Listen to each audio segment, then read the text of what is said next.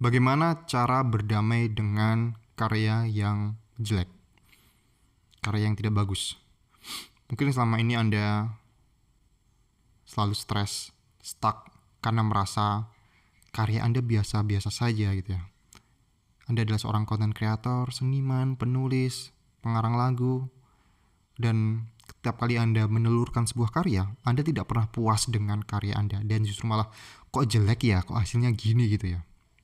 Dan ini sebenarnya adalah sebuah hal yang wajar ya, sebuah hal yang semua seniman besar, semua pencipta yang besar pasti mengalami hal kayak gini.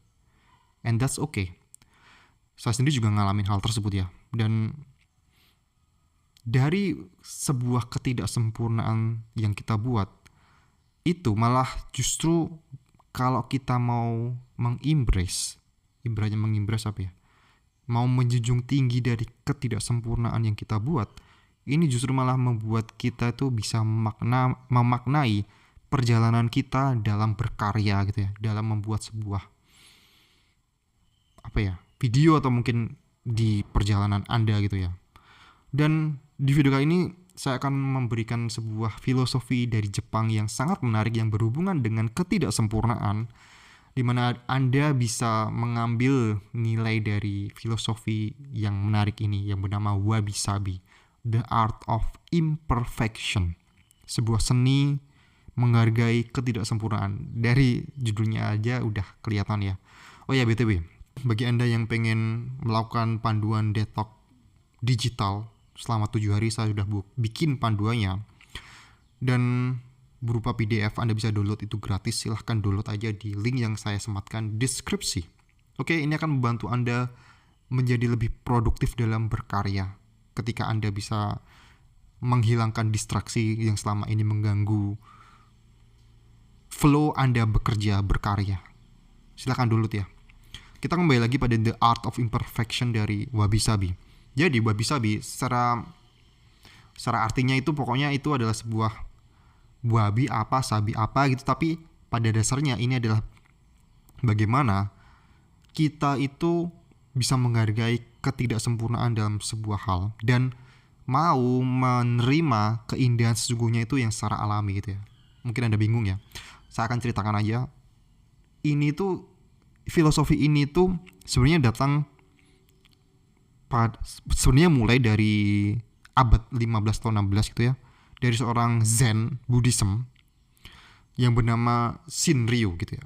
Shinryu siapa gitu? Dia adalah semacam orang yang suka mengadakan ritual teh, ritual minum teh gitu ya. Kalau di Jepang kan sangat-sangat familiar dengan hal tersebut ya.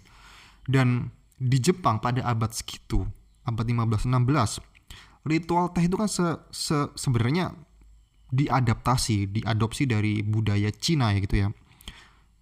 Dan di budaya Cina itu ritual teh cenderung sebuah ritual yang mewah, dengan menggunakan porselin yang mewah, menggunakan Gucci yang mewah, menggunakan baju-baju yang sangat-sangat mewah, berlapis emas, dan intinya adalah itu adalah sebuah ritual yang sakral dan penuh dengan kemewahan. Dan itu diadopsi di Jepang. Tapi ketika abad 15-an gitu, Shinryu ini berpikir bahwa kenapa harus mewah-mewahan ya? Padahal kan esensi dari ritual minum Jepang itu untuk menghormati tamu, untuk mengakrabkan. Ya, sesimpel menghormati tamu dan tidak harus menggunakan kemewahan gitu kan. Karena mungkin pertimbangan banyak juga yang tidak memiliki kemewahan seperti itu ya di Jepang. Akhirnya dia pun mengubah ritual minum Jepang, ritual minum teh di Jepang, ritual minum Jepang itu dengan cara yang lebih sederhana, dengan menggunakan, mungkin kalau misalnya di rumah cuma ada porselen yang biasa, yang tidak mewah, yang tidak menggunakan emas, dia menggunakan itu. Intinya adalah dia mengembalikan esensi dari ritual minum Jepang tanpa menggunakan kemewahan. Dia menghargai sebuah ketidaksempurnaan untuk demi mengembalikan esensi sesungguhnya gitu ya. Mungkin kalau misalnya orang Cina yang melihat itu adalah, ya kok gini doang, kok tidak sempurna, mana porselennya, mana guci-guci mewahnya. Tapi si Shinryu ini tetap ingin mengubah ritual yang sangat sakral tadi untuk mengakrabkan, untuk menghormati tamu itu dengan lebih sederhana, dengan lebih khusyuk, untuk mengembalikan esensinya tadi. Dan itu adalah awal mula wabi-sabi, di mana istilah itu dimulai dikenalkan di ritual minum teh tadi, di mana menghargai sebuah ketidaksempurnaan. Dan Shinryu ini mulai menggunakan filosofi ini ketika dia bersama gurunya di sebuah kuil gitu ya. Dia itu sedang menyapu halaman rumahnya gitu, menyapu halaman kuilnya, kenapa rumah ya? Menyapu halaman kuil yang dipenuhi dengan pohon gitu ya. Kuilnya tuh halamannya penuh pohon gitu. Dan dia dulunya adalah orang yang perfeksionis.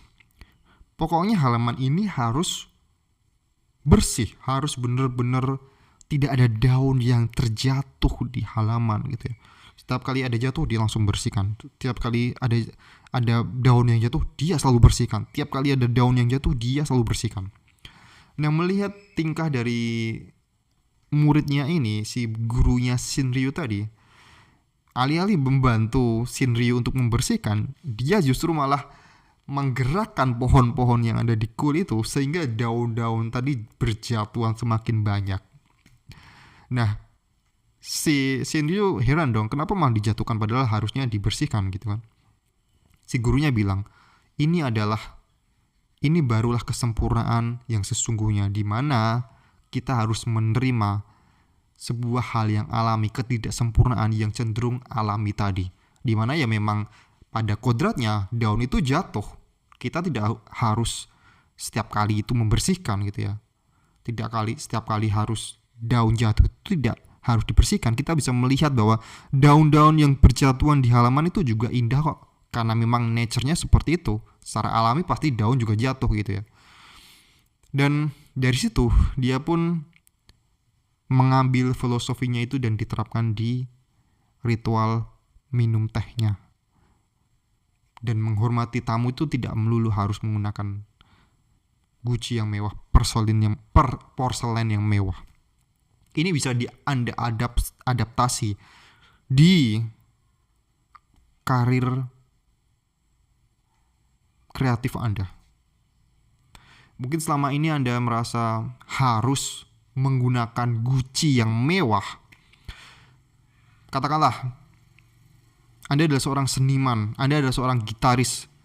Anda selalu berpikir, wah, aku harus punya gitar yang 10 jutaan, harus pakai ampli tabung, harus pakai, zaman sekarang apa yang istilahnya tuh, ampli yang digital itu, pokoknya ampli yang harganya 40 jutaan, camper, harus pakai ampli camper sehingga agar saya bisa menghasilkan lagu yang bagus gitu ya. Anda tidak harus berpikir seperti itu dengan penuh kemewahan. Embrace your imperfection. Junjung tinggi ketidaksempurnaan yang Anda miliki sekarang. Mungkin Anda baru punya gitar doang dan efek kecil, ampli kecil gitu ya. Ya udah, gunakan. Enjoy the journey gitu ya.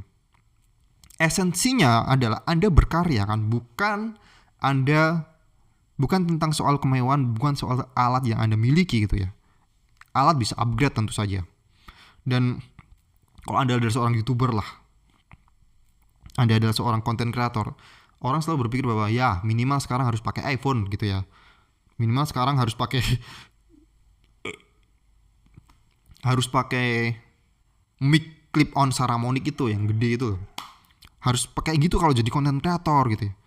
Kalau Anda sekarang baru punya HP doang, that's okay. Enjoy the process gitu ya. Enjoy journey-nya gitu ya. Anda tidak harus mulai dari kemewahan tadi.